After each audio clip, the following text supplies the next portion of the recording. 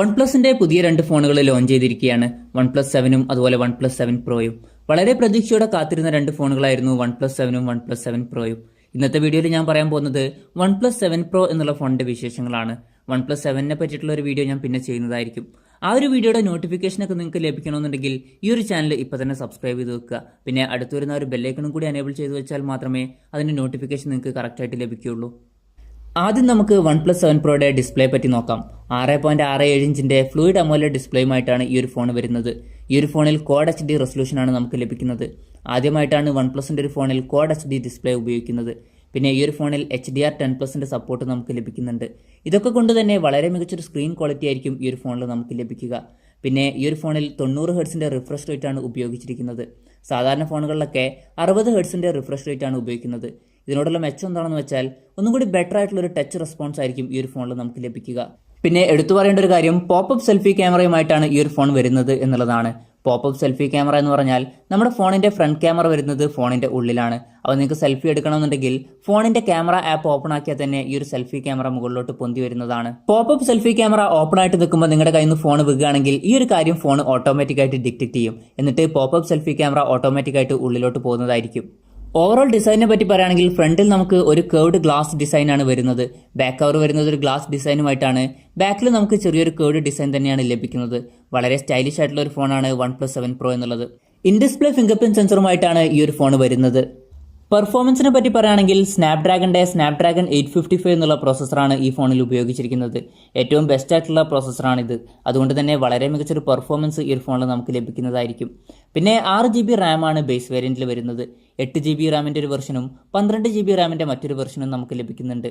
6GB റാമിന്റെ കൂടെ 128GB ഇന്റേണലാണ് നമുക്ക് ലഭിക്കുന്നത്. 8GB റാമിന്റെ കൂടെ 256GB ഇന്റേണലും 12GB റാമിന്റെ കൂടെയും 256GB ഇന്റേണലുമാണ് നമുക്ക് ലഭിക്കുന്നത്. UFS 3.0 സ്റ്റോറേജ് ടൈപ്പാണ് ഈ ഒരു ഫോണിൽ ഉപയോഗിച്ചിരിക്കുന്നത്. ലോകത്ത് ആദ്യമായിട്ടാണ് UFS 3.0 ഒരു സ്മാർട്ട് ഫോണിൽ ഉപയോഗിക്കുന്നത്. ഇതിനോടുള്ള മെച്ചം എന്താണെന്ന് വെച്ചാൽ നമ്മുടെ ഡാറ്റ ട്രാൻസ്ഫർ ഒക്കെ ഒന്നും കൂടി ഫാസ്റ്റ് ആവും. അതുമാത്രമല്ല ഫോണിന്റെ പെർഫോമൻസും ഒന്നും കൂടി മെച്ചപ്പെടും. ഗെയിമിംഗ് എക്സ്പീരിയൻസ് ഒന്നും കൂടി മെച്ചപ്പെടുത്താൻ വേണ്ടിയിട്ട് ചില ഫീച്ചേഴ്സ് ഈ ഫോണിൽ കൊടുത്തിട്ടുണ്ട്.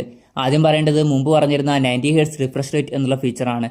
പിന്നെ വരുന്നത് ലിക്വിഡ് കൂളിംഗ് സിസ്റ്റം ഈ ഫോണിൽ കൊടുത്തിട്ടുണ്ട്. ഇതുവഴി നമ്മൾ ഗെയിം കളിക്കുമ്പോൾ ഫോൺ അധികം ഹീറ്റ് ആവില്ല. പിന്നെ ഫെനറ്റിക് മോഡ് എന്ന് പറഞ്ഞിട്ടുള്ള ഒരു ഗെയിമിംഗ് മോഡ് ഈ ഒരു ഫോണിൽ കൊടുത്തിട്ടുണ്ട്.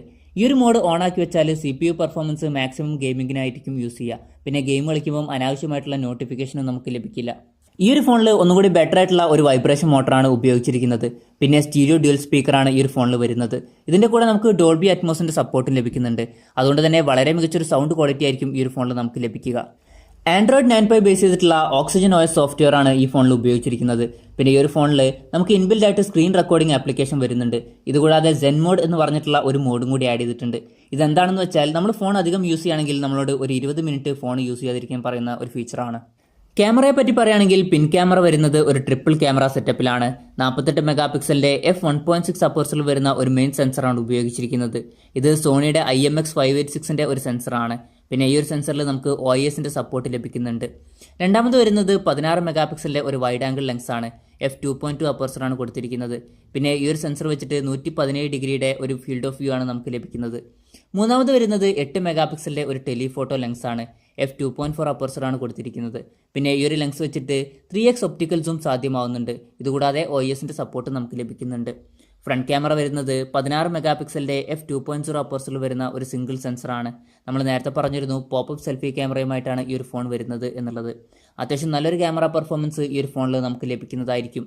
4000 mAh ബാറ്ററിയുമായിട്ടാണ് ഈ ഒരു ഫോൺ വരുന്നത്. ഈ ഫോണിൽ 30 വാട്ട് ഫാസ്റ്റ് ചാർജിംഗ് സപ്പോർട്ട് ചെയ്യുന്നുണ്ട്. ഫോണിന്റെ വിലയെ പറ്റി പറയുകയാണെങ്കിൽ 6GB റാം 128GB ഇന്റേണൽ വെർഷന്റെ വില വരുന്നത് 48,999 രൂപയും 8GB റാം 256GB ഇന്റേണൽ വെർഷന്റെ വില വരുന്നത് 52,999 രൂപയുമാണ്. 12GB റാം 256GB ഇന്റേണൽ വെർഷന്റെ വില വരുന്നത് 57,999 രൂപയാണ്.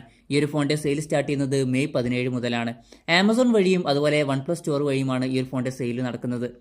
വളരെ നല്ല ഫീച്ചേഴ്സുമായിട്ടാണ് OnePlus 7 Pro വരുന്നത്. അത്യാവശ്യം തരക്കേടില്ലാത്തൊരു പ്രൈസ് റേഞ്ചിൽ തന്നെയാണ് ഈ ഒരു ഫോൺ വരുന്നത്.